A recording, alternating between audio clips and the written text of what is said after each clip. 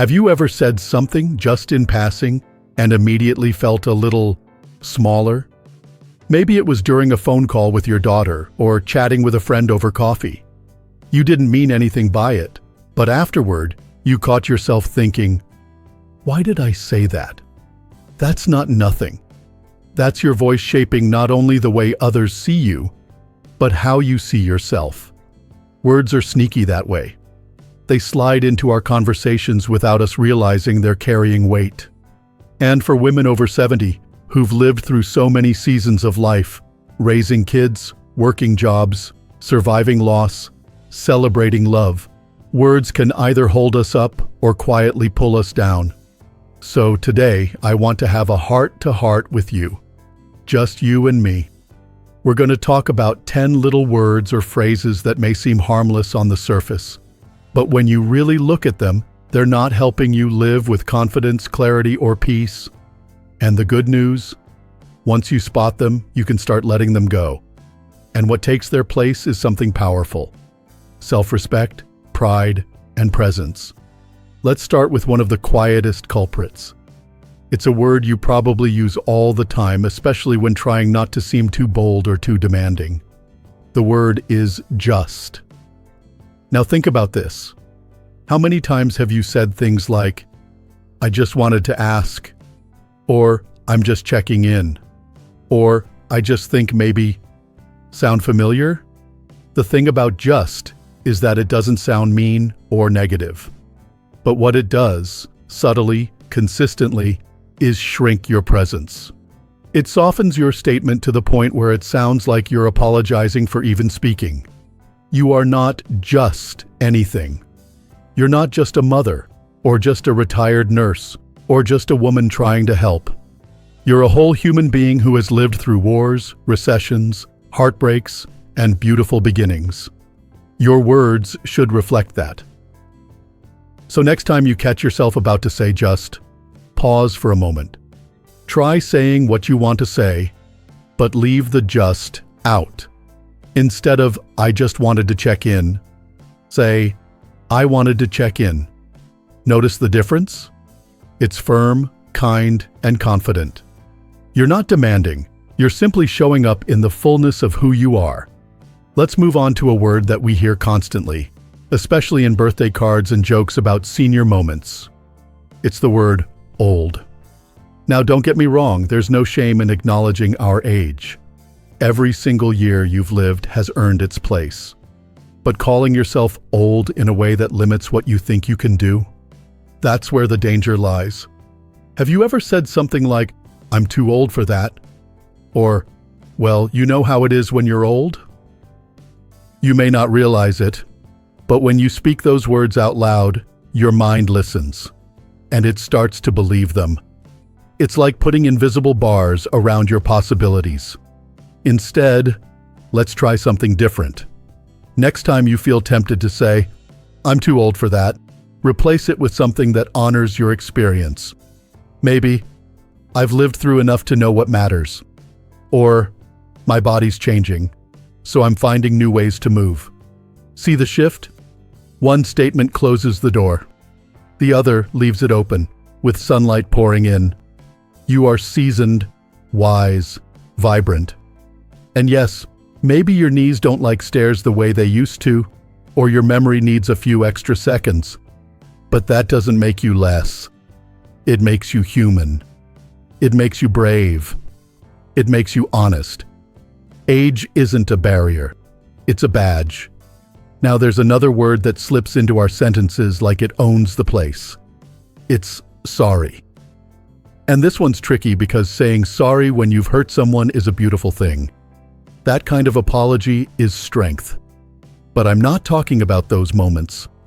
I'm talking about the sorry that pops up when you're not really sorry at all, just trying not to bother anyone. Like when you say, "Sorry to interrupt," or "Sorry, I don't know how to do that," or "Sorry for asking." Do you hear it? That kind of sorry isn't about owning a mistake. It's about shrinking back, making yourself smaller so that no one thinks you're being a burden. But here's the thing. You are not a burden. You are a voice that deserves to be heard. And your needs, questions, and ideas matter. So let's try something new. Next time you walk into a room and you're a few minutes late, instead of, "Sorry, I'm late," try, "Thanks for waiting."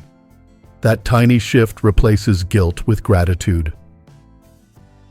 Or if you want to ask a question but feel hesitant, skip the sorry and say, "Can I ask something?" It's direct. It's polite. It honors both you and the other person. It takes practice. Don't expect to get it perfect overnight.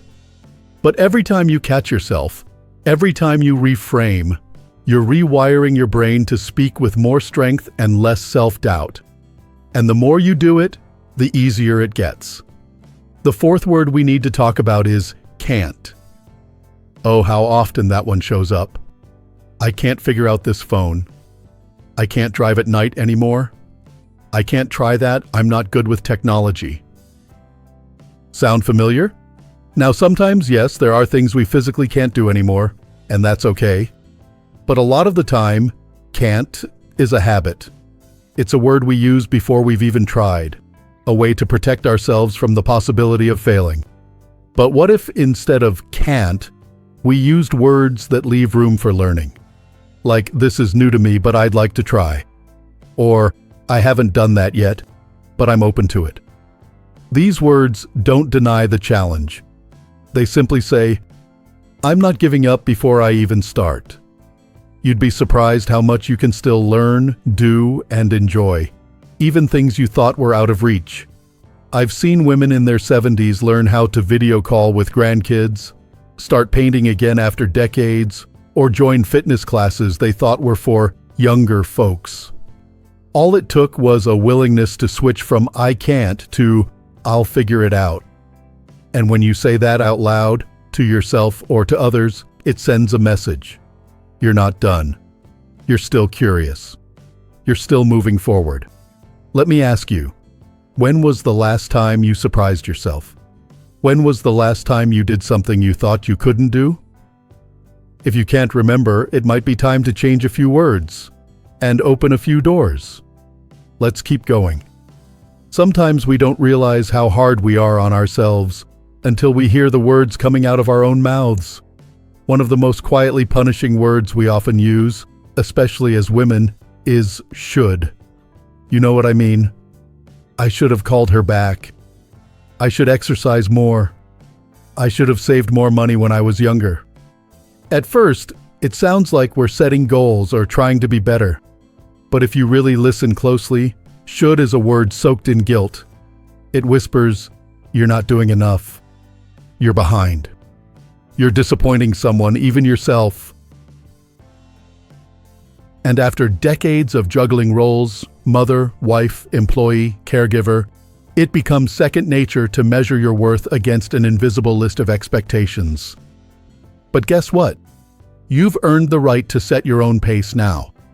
Life isn't about checking off someone else's to-do list. It's about making choices that feel right for you. So instead of should, try saying, "I choose to," or "I want to." "I should call my friend" becomes, "I want to call my friend because I miss her." Doesn't that feel lighter? More honest? Instead of dragging yourself along with guilt, you're moving forward with intention. And if there's something you truly don't want to do anymore, let yourself off the hook. If you don't enjoy baking for the whole family every holiday, you don't have to keep doing it just because you always have. Trade should for want to, and you'll feel the weight lift from your shoulders. Now let's talk about one of the harshest words we throw around, often without realizing how deep it cuts. That word is ugly. Not just when we describe things we dislike, but when we turn it on ourselves. "I look so ugly today." "This outfit makes me look ugly." "Ugh, these wrinkles. I feel ugly." Every time you say that, even in passing, you're planting a seed. And over time, those seeds grow into how you feel about your worth. But let me tell you something. Aging isn't ugly. It's natural. It's human. And more than anything, it's beautiful in a way that can't be bottled or airbrushed. Those wrinkles, they're laugh lines. The silver hair, that's your crown. The stretch marks and softness and changing skin, that's your body showing up for you through decades of life. Why would we insult something that's carried us through every chapter? Instead of ugly, try finding one kind thing to say about yourself each morning. Maybe it's the sparkle in your eye, the strength in your hands, or the calm in your voice. You don't need to fake a compliment. You just need to notice what's already there. Over time, the way you talk to yourself becomes the way you see yourself. And when you see beauty in your own reflection, others will too. Not because of how you look, but because of the peace and joy that radiates from within. And speaking of inner peace, let's take a moment to talk about a word that carries a deep emotional weight. That word is lonely. Now, loneliness is real. It's one of the toughest parts of growing older. Maybe you've lost people you love. Maybe your kids are far away. Maybe you look around and don't see many familiar faces anymore. Saying "I'm lonely" feels honest, but it can also become something more than a feeling. It becomes a label. And the problem with labels is, once we wear them long enough, we start to believe they define us. So what if, instead of saying "I'm lonely," and we said I'm open to connection, or "I'm looking for people who understand me"? Those little shifts in language don't erase the feeling, but they turn it into movement, into hope. One woman I know started taking a painting class at 72, not because she thought she'd be good at it, but because she missed being around people. 2 months later, she had a group of new friends who laugh with her every week and cheer her on even when her tulips look more like turnips.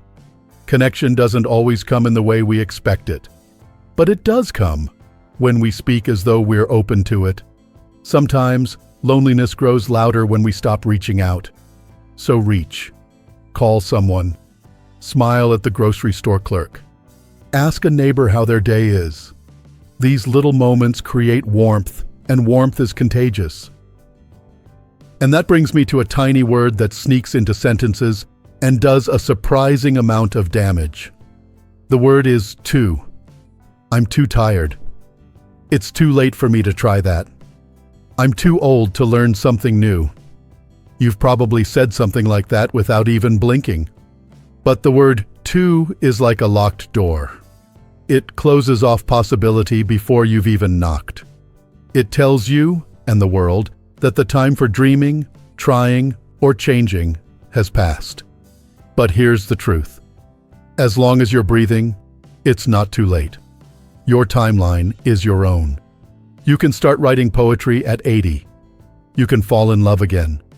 You can finally learn to swim, or take up yoga, or sell your handmade quilts online. Who says the biggest adventures have to happen before 40? Next time you hear yourself say, "I'm too old for that," try changing it to, "I might need to do it differently now, but I can try." Instead of, "It's too late," try, "This is a new chapter, and I'm still turning the pages." You're not at the end of your story. You're right in the middle of a paragraph. And you get to decide what the next sentence says. And in all of this, every word you catch, every phrase you shift, I hope you start to see something. You have more power than you think. Not just in your actions, but in your language.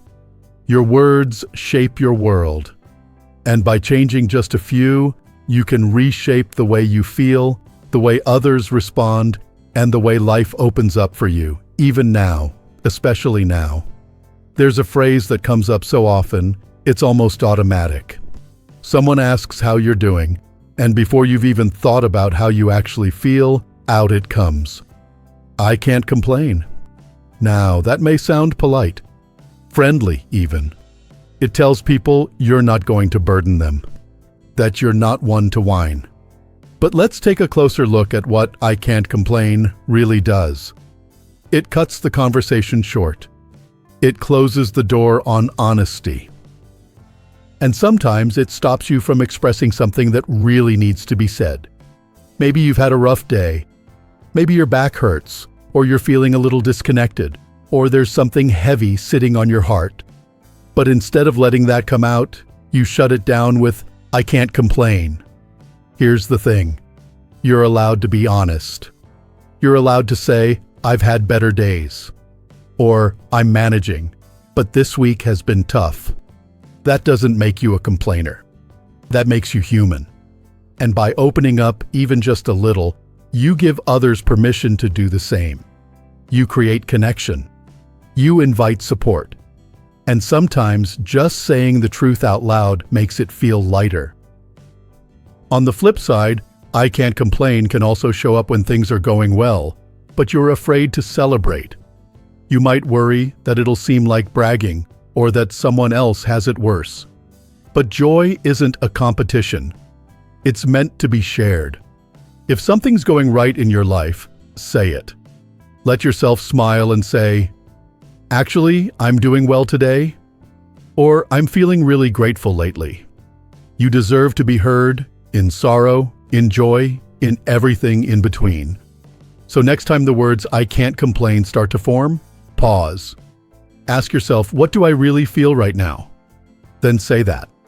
The truth is always more powerful than politeness. Now let's talk about a phrase that may feel like it honors your past, but often ends up dimming your present. That phrase is, "I used to be." It slips into stories quietly. I used to be in shape. I used to have energy for days. I used to be the one everyone came to. And while there's nothing wrong with remembering the past, there's a fine line between honoring it and living in it. When you say "I used to be," it suggests that your best self is behind you, that your value peaked somewhere along the way and now you're just coasting. But that's simply not true. Who you are now, today, is the sum of all those chapters you've lived.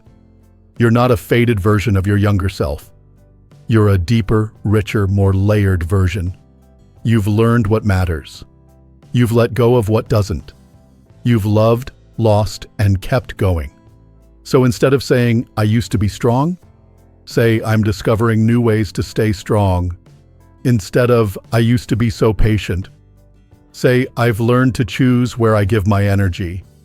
There's no need to mourn your past selves. They've brought you here, and here is still full of beauty. Your story isn't over. The way you move, think, speak, and love today, it all matters. Don't spend this precious time comparing yourself to a younger version of you. She had her time. Now it's yours. Now here's one that can feel deceptively harmless. You probably say it when explaining a habit, a belief, or the way you've always done something. It's the phrase, "It's always been this way." Sounds innocent, right? But underneath it is something that can quietly keep you stuck. Maybe you've always handled your health a certain way, or approached relationships with a particular mindset. Maybe you've always done the holidays a certain way, or avoided certain things because, well, that's just how I am. But here's the gift of getting older. You don't have to stay the same. You can try something new. Change your routine. Adjust your expectations. Let go of traditions that no longer bring you joy and create ones that do. It's always been this way doesn't mean it has to stay that way. One woman I met told me she always cooked Thanksgiving dinner for her entire family, 40 years in a row. She was proud of it. But last year, at 76, she finally said, "You know what? I'm tired. This year, I want to be the guest." And so, she passed the torch. They ordered food, shared laughter, and for the first time in decades, she sat back and let someone else refill her glass. And you know what? She said it was one of her favorite holidays ever. Sometimes growth means loosening your grip on old patterns. And sometimes freedom means trying something different, even if it feels strange at first. You're not locked into your past. You're free to evolve, to shift, to start fresh at any moment. Which brings us to one final phrase. And if you've ever said it, you're not alone. It's the one we use when we don't want to talk, when we don't want to bother anyone, when we just want to wrap everything in a neat little bow and move on. It's "I'm fine." Those two words can be comforting, sure, but they can also be a disguise, a way to avoid vulnerability, a way to keep others at arm's length, even the ones who care. Maybe someone asks how you're doing, and you're holding back tears, but you say, "I'm fine." Or maybe you're overjoyed about something, but you don't want to seem silly, so you say, "I'm fine." The problem is, when we say "I'm fine" too often, people stop asking. They stop listening. And slowly, without meaning to, we become invisible, even to ourselves.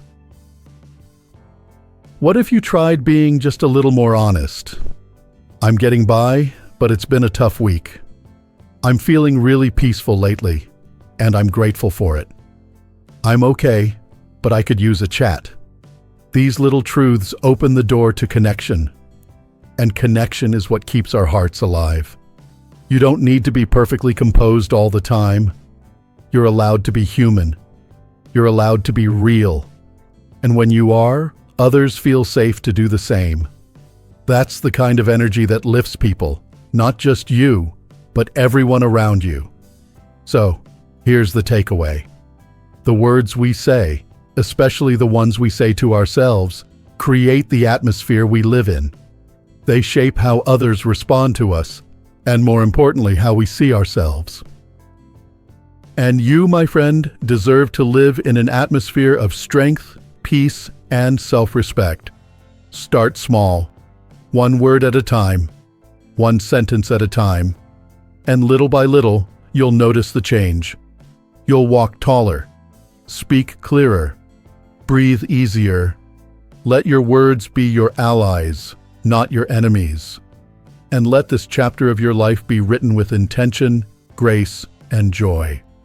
If anything I shared today resonated with you, I'd love to hear your thoughts.